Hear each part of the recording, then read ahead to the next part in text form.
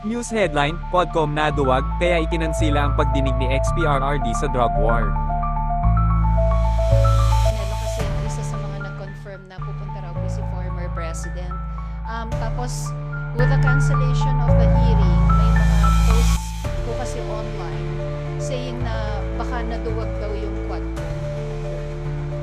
Alam mo, unang-una, hindi naman si Attorney Panelo inimbitahan namin. Di ba? It was the former president ng aming inimbitahan. And we were informed that the lawyer or the counsel of the former president, where we also received letters from the law office of Attorney Delgra. Yun lang yung hinihintay namin na information. So kung social media, wala akong pupunta. Kung nagtatawag kayo ng mga vloggers, parang disrespect yan sa atin dito sa sistema ng ating imbitasyon. Do not invite in the social media. Kung gusto nyo, sumagot kayo, sulatan nyo kami. Diba? Sulatan nyo kami kung kayo ay pupunta. Hindi yung sa social media kayo magsasalita. Of course, we appreciate the fact that pupunta ang ating dating Pangulo dahil yun naman po ang request ng ating mga kasamahan sa Quadcom, no? Na magkaroon ng talakayan, magkaroon ng palitan ng idea tungkol dito sa usapin sa EJK at usapin sa drugs, no? Na kung saan ay centerpiece ng kampanya ng ating dating administrasyon. Kaya nga gusto sana nating marinig mismo mula sa ating dating Pangulo kung ano yung mga kasagutan na kanyang ibibigay dun sa mga tanong na pinaghandaan ng ating mga Quadcom members.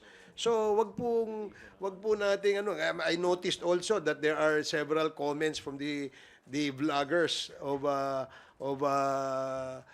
I don't know which camp is that, no? Saying na wala pong naduduwag dito. Ganito ho, para ho malinaw. Sa 21 meron kaming hearing. Yan ho, punta ho tayo dito. Pagkatapos ng 21, let us know kung kailan kayo pwede. Because we will schedule another Quadcom hearing on the date convenient for you, on the date na gusto ninyo, para ho mailatag natin ng maayos ang ating imbitasyon. And reminder also, as well, Mr. Chairman, as what Chairman Chu mentioned a while ago, that there is a 3-day ruling that are being followed by the committee. So, kailangan po ma-inform din po kami officially.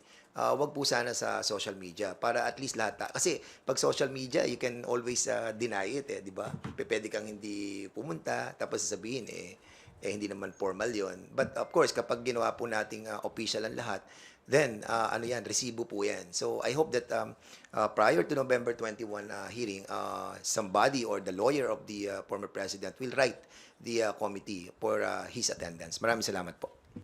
Sir, clarification lang. At this point in time, walang natatanggap na kahit written or digital communication from the camp of former President Duterte na dadalos sana dapat sila bukas? Wala po kami natatanggap hanggang sa ngayon. Ang nakikita lang namin yung mga vloggers.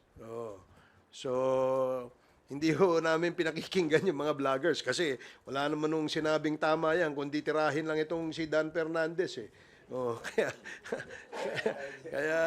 kaya yun ho ang aming we wrote to them inviting them. Then we also gave them a notice of cancellation via email, via Viber text messages, and all other forms of communication. Yun lang ho ang iniintay namin. Kung meron hong letter sa amin, wala ho kami natatanggap. At dahil nga po, nung Monday pa, bago po sinabing pupunta si former president sa hearing, sinabi ho yun, na-cancel na namin Di ba? Na-cancel na ho, bigla hong nasabing pupunta. Hindi naman ho ganun ang proseso.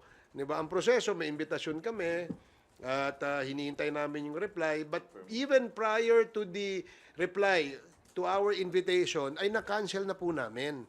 Kasi nga po, sa nabanggit kong rason kanina kung bakit po namin kinancel.